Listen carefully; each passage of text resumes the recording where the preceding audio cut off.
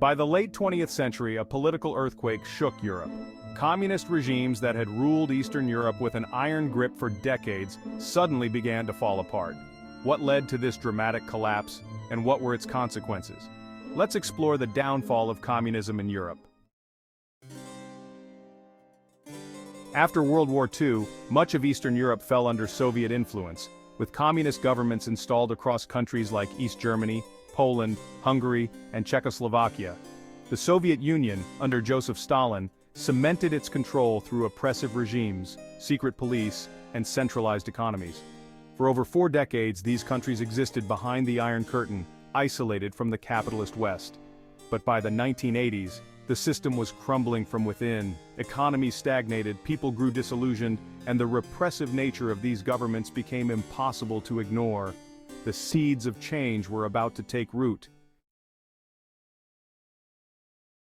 The economic inefficiency of communist regimes created widespread poverty, shortages of goods, and limited freedoms for the people. In Poland, the Solidarity movement, led by Lech Walesa, emerged in the early 1980s as a powerful symbol of resistance against the communist regime. Strikes and protests spread as citizens demanded political and economic reforms. In the Soviet Union, Mikhail Gorbachev became General Secretary in 1985 and introduced reforms that would accelerate the collapse. His policies of glasnost, or openness, and perestroika, or restructuring, were intended to reform communism and revitalize the Soviet economy. But instead, they unleashed a wave of demands for greater freedom and independence. By the late 1980s, the cracks in communist regimes across Eastern Europe had widened. In Hungary, a reformist government allowed for the opening of its borders with Austria, creating an escape route for East Germans seeking freedom. This sparked an exodus of people leaving communist-controlled areas.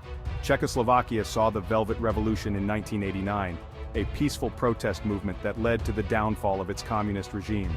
The Romanian dictator Nicolae Ceausescu, however, did not go quietly. After ordering the violent suppression of protests in December 1989, Ceausescu was overthrown and executed, marking the violent end of Romania's communist era. As these events unfolded, the tide was turning. The once monolithic Soviet bloc was crumbling from within, and the Soviet Union itself was facing insurmountable pressures. Perhaps the most iconic moment in the collapse of communism was the fall of the Berlin Wall. For nearly 30 years, the wall had divided East and West Berlin, a physical and symbolic barrier between communism and democracy. But on November 9, 1989, that barrier fell. A series of peaceful protests in East Germany, coupled with growing calls for reform, forced the government to make a fateful announcement. Citizens could cross into West Berlin freely. That night, thousands of East Berliners rushed to the wall, chipping away at the concrete as crowds from both sides celebrated. The fall of the Berlin Wall marked the beginning of the end for communist rule in East Germany, leading to German reunification less than a year later. While Eastern Europe was shedding its communist regimes, the Soviet Union, the heart of the communist world, was also coming apart. Gorbachev's reforms had loosened the Soviet grip, and nationalist movements within Soviet republics began to demand independence. The Baltic states, Lithuania, Latvia, and Estonia, were among the first to break away in 1990. In August 1991, a failed coup attempt by hardline communists against Gorbachev only hastened the Soviet Union's collapse. The coup weakened Gorbachev's leadership and accelerated calls for independence. By December 25, 1991, Gorbachev resigned, and the Soviet Union dissolved into 15 independent republics. The Cold War, which had defined global politics for nearly half a century, was over. The collapse of communist regimes in Europe brought both hope and challenges. For many, it meant the triumph of democracy, freedom, and the end of authoritarian rule. Nations like Poland, Hungary, and the Czech Republic transitioned to democracies and became part of the European Union. But the transition was not always smooth.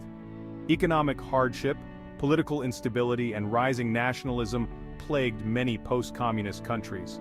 Russia, the largest successor state to the Soviet Union, struggled through the 1990s, leading to the rise of Vladimir Putin, who would take the country in a more authoritarian direction.